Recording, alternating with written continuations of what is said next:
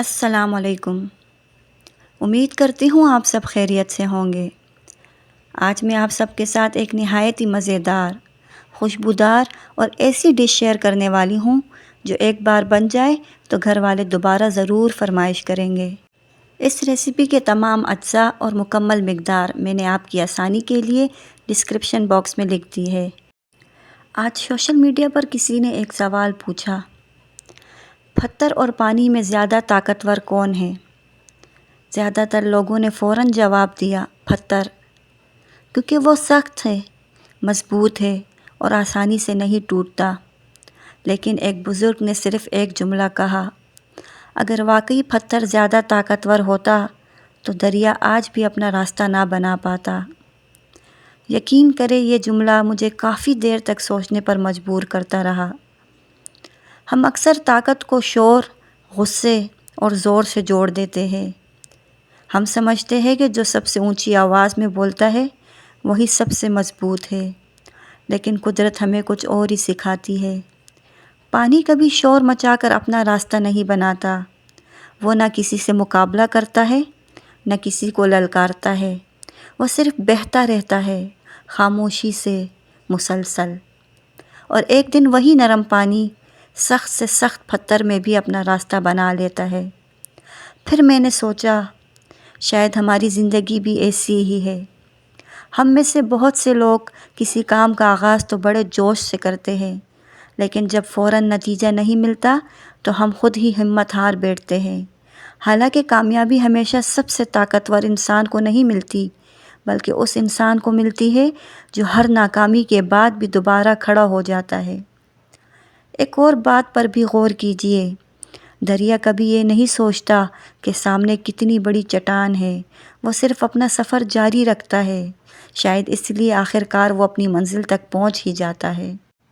کاش ہم بھی لوگوں کی باتوں سے زیادہ اپنے مقصد پر توجہ دینا سیکھ لیں، کیونکہ دنیا آپ کو ایک دن میں نہیں پہچانتی، لیکن مسلسل محنت ایک دن دنیا کو آپ کو پہچاننے پر مجبور کر دیتی ہے۔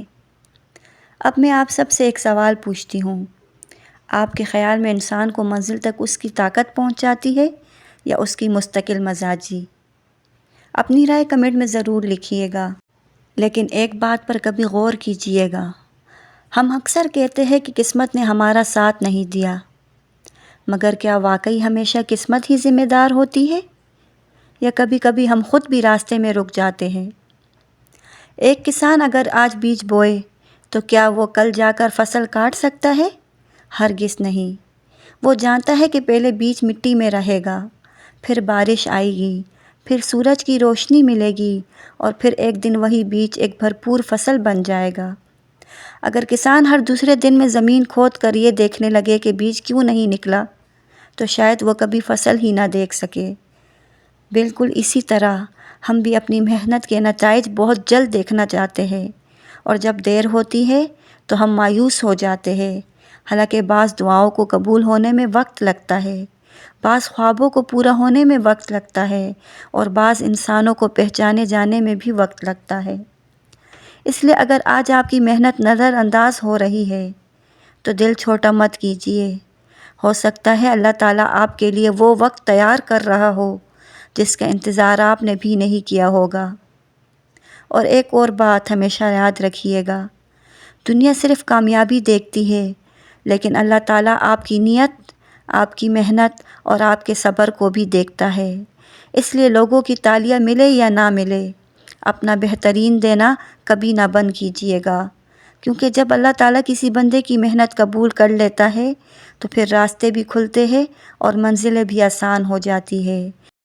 اگر میری ویڈیو اچھی لگے تو لائک کریں، اپنے پیاروں کے ساتھ شیئر کریں، اور اگر آپ میرے چینل پر نئے ہیں تو سبسکرائب کرنا نہ بھولیے گا۔